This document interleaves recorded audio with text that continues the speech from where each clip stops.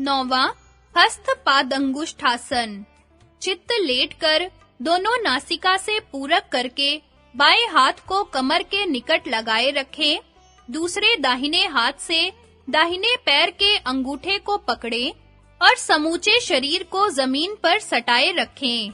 दाहिना हाथ और पैर ऊपर की ओर उठाकर तना हुआ रखें। इसी प्रकार दाहिने हाथ को दाहिने ओर कमर से लगाकर बाएं हाथ से बाएं पैर के अंगूठे को पकड़कर पूर्ववत करना चाहिए। फिर दोनों हाथों से दोनों पैरों के अंगूठे पकड़कर उपर्युक्त विधि से करना चाहिए। फल सब प्रकार के पेट के रोगों का दूर होना, हाथ पैरों का रक्त संचार और बल वृद्धि। 10वां स्नायु संचालनासन। चित्त लेटकर दोनों पैरों को पृथ्वी से 1 इंच उठाकर पूरक करके जालंधर बंध लगा लें और हाथों को सिर की ओर ले जाकर 1 इंच ऊपर उठाएं। बाएं पैर तथा बाएं हाथ को मोड़ें और फैलाएं। फिर दाहिने हाथ तथा दाहिने पैर को मोड़ें और फैलाएं जब तक कुंभक रह सके। इसी प्रकार उलट-फेर से हाथों और पैरों को मोड़ते और फैलाते रहें। तत्पश्चात जालंधर बंध खोलकर हाथ और पैरों को जमीन पर रखकर धीरे-धीरे रेचक करें। फल शरीर के सब स्नायुओं में प्रगति उत्पन्न होना, पेट की शिराएं, घुटने एवं मेरुदंड का पुष्ट होना। 11 पवन मुक्तासन। चित्त लेटकर पहले एक पांव को सीधा फैलाकर दूसरे पांव को घुटने से मोड़कर पेट पर लगाकर दोनों हाथों से अच्छी प्रकार दबाएं। फिर इस पांव को सीधा करके दूसरे पांव से भी पेट को खूब इसी प्रकार दबाएं। तत्पश्चात दोनों पांव को इसी प्रकार दोनों हाथों से पेट पर दबाएं। पूरक करके कुंभक के साथ करने में अधिक लाभ होता है। फल उत्तान पाद आसन के समान इसके सब लाभ है। वायु को बाहर निकालने में तथा शौच शुद्धि में विशेष रूप से सहायक होता है। बिस्तर पर लेटकर भी किया जा सकता है। देर तक कई मिनट तक करते रहने से वास्तविक लाभ की प्रतीति होगी। 12वां उधर्व सर्वांगासन। भूमि पर चित्त लेटकर दोनों पैरों को तानकर धीरे-धीरे कंधों और सिर के सहारे से पूर्ण शरीर को ऊपर खड़ा कर दें। आरंभ में हाथों के सहारे से उठाएं, कमर और पैर सीधे रहें, दोनों पैरों के अंगूठे दोनों आंखों के सामने रहें। मस्तक कमजोर होने के कारण जो शीर्षासन नहीं कर सकते हैं, उनको इस आसन से लगभग वही लाभ प्राप्त हो सकते हैं। एक पांव को आगे और दूसरे को पीछे इत्यादि करने से इसके कई प्रकार हो जाते हैं। इसमें उधर्व पद्मासन भी लगा सकते हैं। फल रक्त शुद्धि, भूख की वृद्धि और पेट के सब विकार दूर होते हैं। सब लाभ शीर्षासन समान जानना चाहिए। 13 सर्वांगासन। चित्त लेटकर दोनों पांवों को उठाकर सिर के पीछे जमीन पर इस प्रकार लगाएं कि पांव के अंगूठे और अंगुलियां ही जमीन को स्पर्श करें। घुटनों सहित पांव सीधे समसूत्र में रहें, हाथ पीछे भूमि पर रहें। दूसरा प्रकार, दोनों हाथों को सिर की ओर ले जाकर पैर के अंगूठों को पकड़कर तानें। फल कोष्ठबद्धता दूर होना, जठर अग्नि का बढ़ना, आंतों का बलवान होना, अजीर्ण, प्लीहा, यकृत तथा अन्य सब प्रकार के रोगों की निवृत्ति और क्षुधा की वृद्धि। 14 कर्ण पीडासन। हलासन करके घुटने कानों पर लगाने से कर्ण पीडासन बनता है। इसमें दोनों हाथों को पीठ की ओर जमीन में लगाना चाहिए। फल सर्वांगासन के समान पेट के रोगों के लिए इसमें कुछ अधिक विशेषता है। देर तक करने से वास्तविक लाभ की प्रतीति होगी। 15 चक्रासन। चित्त लेटकर हाथों और पैरों के पंजे भूमि पर लगाकर कमर का भाग ऊपर उठाएं। हाथ पैरों के पंजे जितने आसपास आ सके उतने लाने का यत्न करें। यह आसन खड़ा होकर पीछे से हाथों को जमीन पर रखने से भी होता है। फल, कमर और पेट के स्थान को इससे अधिक लाभ पहुंचता है। पृष्ठवंश सदा आगे की ओर झुकता है।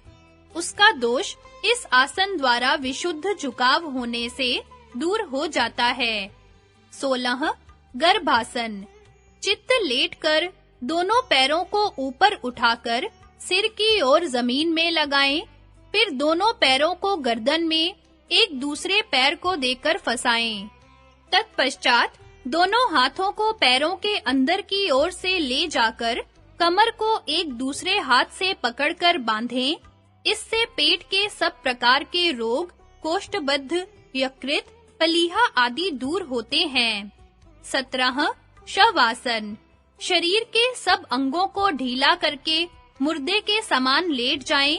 सब आसनों के पश्चात थकान दूर करने और चित्त को विश्राम देने के लिए इस आसन को करें। पेट के बल लेटकर करने के आसन। 18 मस्तक पादंगुष्ठासन। पेट के बल लेटकर सारे शरीर को मस्तक और पैरों के अंगूठे के बल पर उठाकर कमान के सदृश शरीर को बना दें। शरीर को उठाते हुए पूरक, ठहराते हुए कुंभक और उतारते हुए रेचक करें। फल, मस्तक, छाती, पैर, पेट की आंतें तथा संपूर्ण शरीर की नाड़ियां शुद्ध और बलवान होती हैं। 19 नाभ्यासन। पेट के बल सम सूत्र में लेटकर दोनों हाथों को सिर की ओर आगे 2 हाथ की दूरी पर एक दूसरे हाथ से अच्छी तरह फैलावें।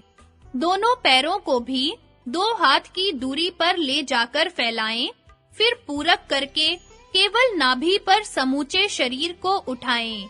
पैरों और हाथों को 1 या 1.5 हाथ की ऊंचाई पर ले जाएं। सिर और छाती को आगे की ओर उठाए रहें। जब श्वास बाहर निकलना चाहे, तब हाथों और पैरों को जमीन पर रखकर रेचक करें। फल, नाभि की शक्ति का विकास होना, मंदाग्नि, अजीर्णता, वायुगोला तथा अन्य पेट के रोगों का तथा वीर्य दोष का दूर होना। 20 मयूरासन। दोनों हाथों को मेज अथवा भूमि पर जमा कर दोनों हाथों की कोहनियां नाभि स्थान के दोनों पार्श्व से लगाकर मूल तथा उड्यान बंध के साथ सारे शरीर को उठाए रहें। फल, जठराग्नि का प्रदीप्त होना, भूख लगना, वात पित्त आदि दोषों को तथा पेट के रोगों, गुल्म, कब्ज आदि का दूर करना और शरीर को निरोग रखना।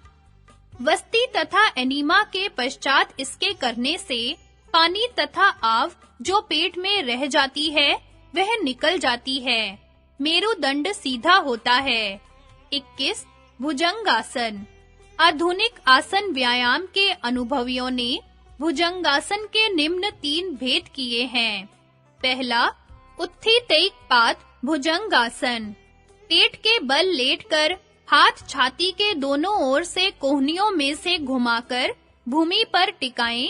भुजंग के सदृश छाती ऊपर को उठाकर दृष्टि सामने रखें।